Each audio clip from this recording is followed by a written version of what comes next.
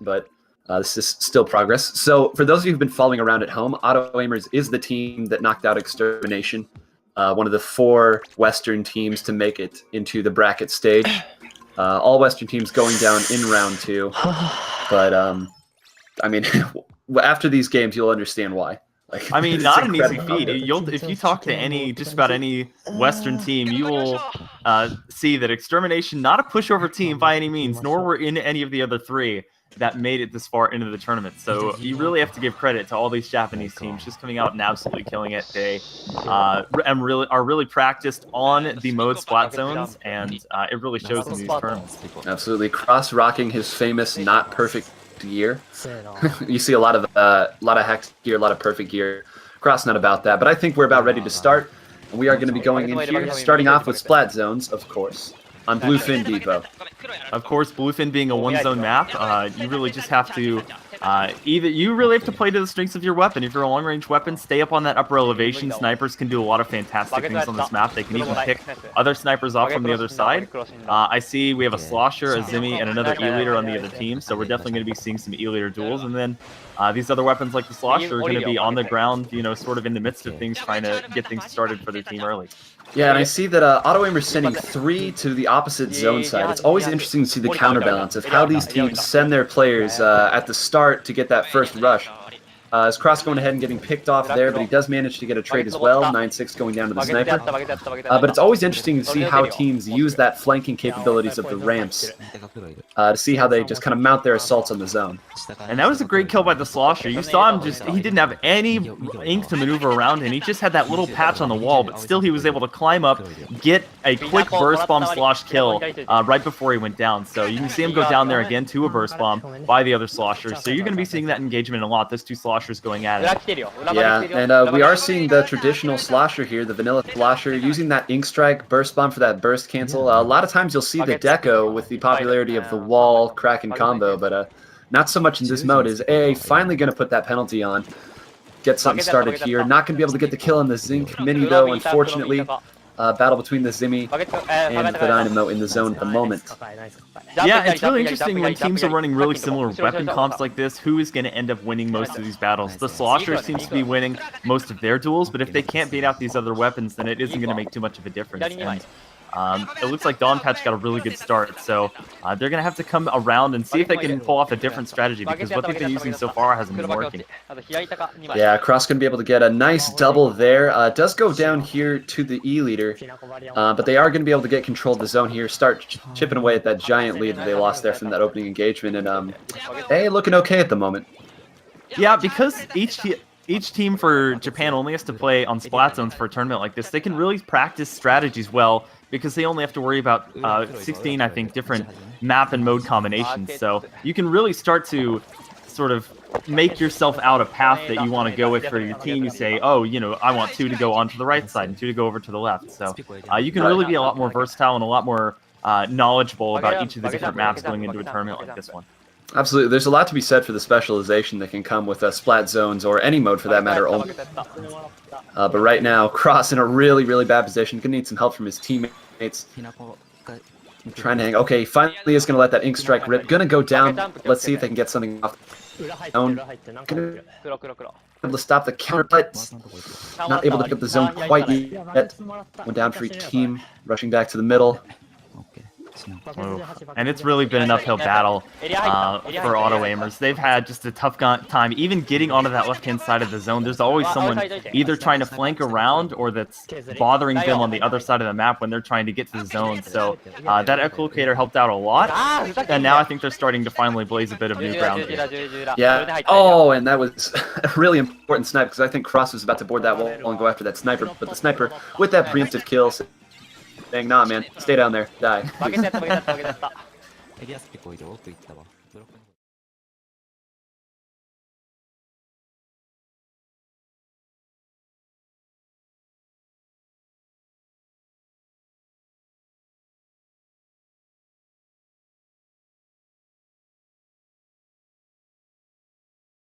45, 44, 43. Oh god, I'm still at 49. Okay, I'll pause for a little bit. 45, 44, 43, 振られた 42, 41 Right, back about that. Sorry about that. Cross has been absolutely going on a tear. We've been away. Finally goes down after getting a couple important kills there. As you can see there at the top, AA, 10 seconds away from victory. Yeah, they're getting really close. They've really found a lot more map control than they had in the early onset. And it looks like they're going to be able to put it away. So the Slosher finally able to make use of some of those ink strikes, get into the zone, and get a little aid from their team. You can really see from the beginning of the game how much map control has shifted. So Auto Aimer's doing a great job here of coming back in game one, and they're going to come away with the win because of it. Yeah, and we'll take a look here at the KDs. 10-10 for Cross. I'd imagine seems like almost half of those came in that last little sequence. Excellent job getting the kills where he needed to. And, you know, they talk a lot about sometimes it's not how many plays you make, it's what plays you make. Cross made the plays right there at the end. Got the kills that he needed for his team to just dig in with that ink control, making it so difficult for Donpatch to get back into it. And now we're finally going to see the weapon that I've been wanting to see all day, that trusty, patented Cross Luna Blaster Neo. The Luna Blaster, always a nice thing to have for pretty much any team. And it's going to add a nice element that they didn't really have in that last game. They were able to come away with the win, even so, but having that extra flanking potential with the Luna Blaster, a 2-hit kill if you're unlucky, a 1-hit kill if you have good aim, is really nice to have on your team. So they're still going to have a lot of inking capacity with the Dynamo Roller, but now they're going to have that extra offensive advantage as well. Absolutely, you're going to see the Octo Shot like always, giving a little bit of mobility there, some turfing power, and of course, a very quick 3-hit kill. And a knee leader because this map is open, although we have been seeing more Bento splatter scopes today. It looks like a 9-6 gal is going to be on the other team. Yeah, so, CRB as well, so no Slosher going to be coming in from either side this time. They think for Hammerhead, maybe not the pick. No, not the pick. And, especially with these walls here, it's nice to be able to have that nice big blast radius. And, I mean, there's never a bad situation to have a CRB, so I can understand this. Is Cross just looking for him? Okay, very good. There comes in the Ink Strike, but he's going to get taken out immediately. Kind of stuck behind that wall there at the start. We'll see, once again, Donpatch going to be taking an early lead. We'll see if they're actually able to hold it this time, though. Cross finally crashing back in. Ooh, not able to get the CRB before the Kraken gets popped, so that's 2 down for Auto Aimers. The Kraken looking for more, probably not going to find it, but they did their job. This zone is just ticking down pretty freely. And the one thing the Luna Blaster has, it does have the Bomb Rush, but if you can't stay alive long enough to use it, then it's not really going to be a boon for your team.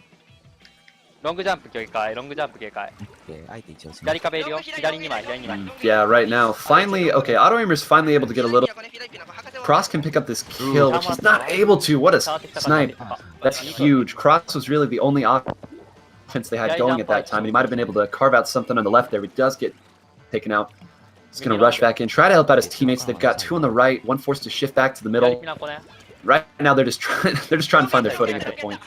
Yeah, they've got Zimmy on their left side just locking things down with that great strafing potential. And they had the 96 gal on the right, but they've seemed to be gone. So now finally, for the first time this game, Auto Aimers has taken control, and they've given a huge penalty of 55. And also, the Bomb Rush almost up, but I think he's going to go down with it there. That's really rough. Cross is in such a great position there on top with 2 people below it, both marked as well. You know, you can just rain down your blaster shots there, but one got away, one invincibility special. And I honestly have no idea how Auto Aimers is still in control right now. That was a really important situation for them.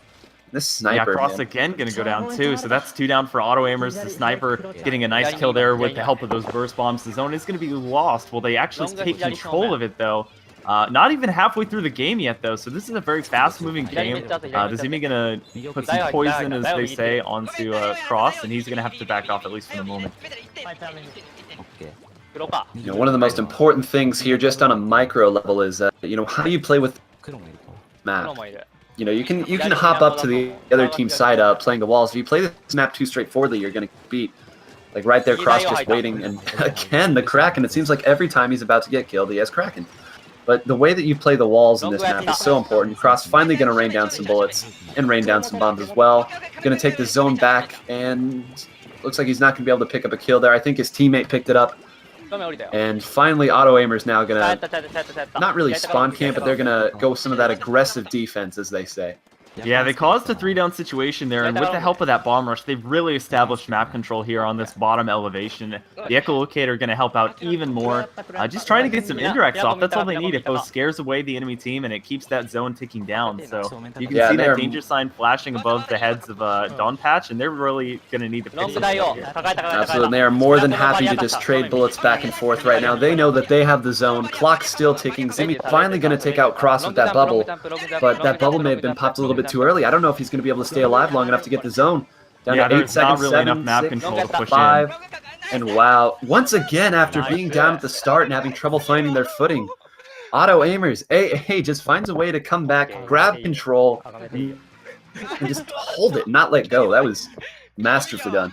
Never really count a team like Auto Aimers out of the game. Even if they might get a slow start, they're still going to have a pretty fantastic performance. The Dynamo, usually just a turfing weapon for Splatzone's purposes, at least, going 8-4. So a major performance for them, helping to establish dominance there on the zone, right in the midst of things, and actually getting some good kills as well. Right, and that's to say nothing for the echolocators and just general support that's provided in there.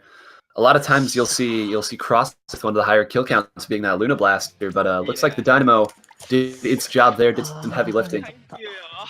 Yep, and it looks like it was a best of 3, so that will conclude the set. Auto Aimers taking out Don